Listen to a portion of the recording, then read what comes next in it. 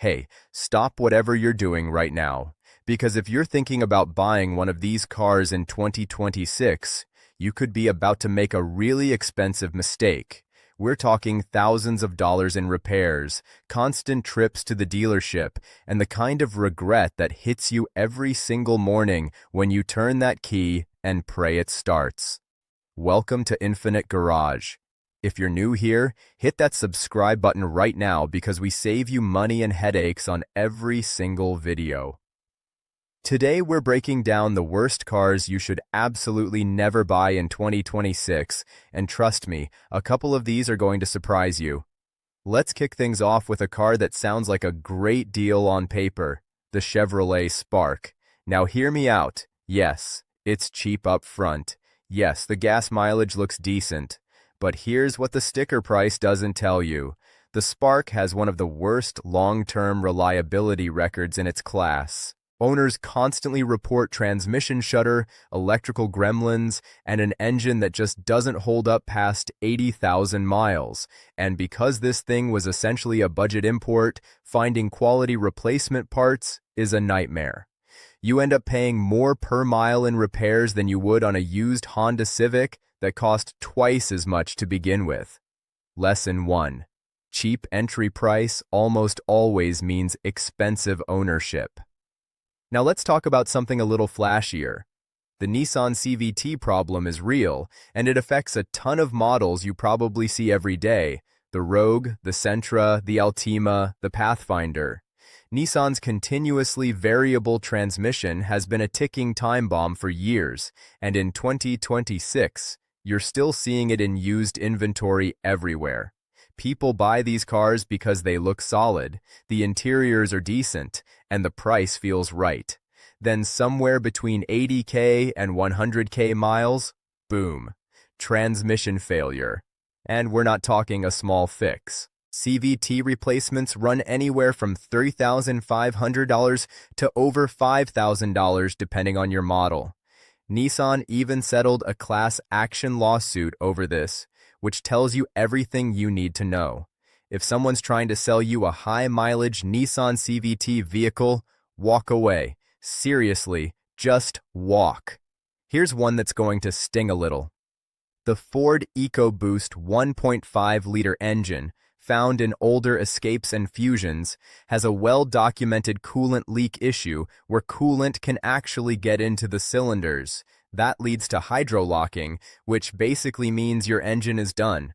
Ford issued technical service bulletins on this, but never a full recall, which left a lot of owners holding a multi-thousand-dollar repair bill with zero help from the manufacturer.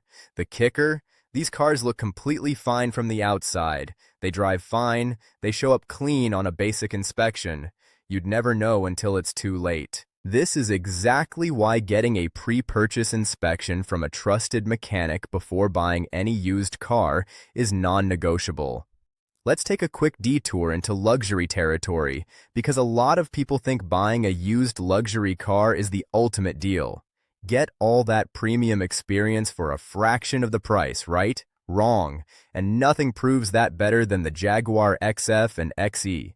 These cars depreciate so fast, it's almost impressive. A 5-year-old XF that's stickered at $65,000 might only cost you $22,000 today. Sounds amazing, until you realize the maintenance costs didn't depreciate with it. Oil changes, software updates, suspension components, electrical issues. Jaguar ownership at that price point is like buying a designer suit and then finding out the dry cleaning costs more than rent. The same warning applies to certain Land Rover models, older Maserati Ghiblis, and any German luxury brand outside of its warranty period. Okay, midway through, and I need to ask, has any car on this list surprised you yet? Drop it in the comments. I read every single one. And stick around because the next car on this list is one that people are still buying in huge numbers right now, and it could be costing them way more than they think. The Jeep Compass. Look, Jeep has an incredibly loyal following in America, and for some models, that loyalty is earned. But the Compass? It consistently ranks at the bottom of reliability surveys year after year. Owners report issues with the 9-speed automatic transmission, infotainment system crashes, AC compressor failures, and electrical problems that are genuinely hard to diagnose. And because it wears the Jeep badge, dealers charge full price for repairs. You're paying off-road premium prices for a crossover that really isn't built for serious off-road use. If you want a capable Jeep, get the Wrangler or the Grand Cherokee. The Compass is just the name without the substance. Here's a curveball for you. The Hyundai Sonata and Kia Optima from certain model years, specifically 2011 through 2019, have an engine seizure issue that is well documented and frankly alarming. The Theta 2 engine can fail without warning, and in some cases, it's caught fire. There have been multiple recalls, but many vehicles never got the fix because owners didn't know. If you're shopping used and see one of these in that year range, do your homework first. Go to NHTSA's website, punch in the VIN, and check for open recalls before you spend a dime.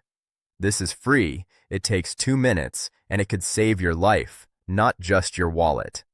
And finally, we can't do this video without talking about the Ram 1500 Eco Diesel. The diesel option sounds amazing for towing and fuel efficiency, and when it works, it kind of is.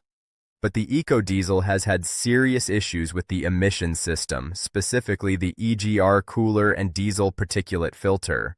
Repairs frequently run $2,000 to $4,000, and they tend to come up repeatedly, not just once. Ram actually faced fines and investigations over emissions cheating tied to this engine. If you're buying a used Ram and the seller is pushing the Eco Diesel hard, ask yourself why they're selling it. Look, buying a car in 2026 is already stressful enough. Gas prices are still unpredictable, insurance keeps climbing, and dealerships aren't exactly known for looking out for you. The last thing you need is to dump your savings into a money pit that spends more time in the shop than in your driveway. Every car on this list had red flags that were knowable before purchase, and now you know them. If this video helped you out at all, do me a favor and hit that like button right now. It takes 1 second and it genuinely helps this channel reach more people who are about to make these exact same mistakes. You could literally be saving someone's bank account just by tapping that button, so don't sleep on it. And hey, if you've personally owned one of these cars, or if someone you know got burned by one of them, I want to hear about it. Drop your story in the comments section below. Was it the repair bills? The dealership runaround? The moment you realized you'd made a terrible mistake? Tell me everything.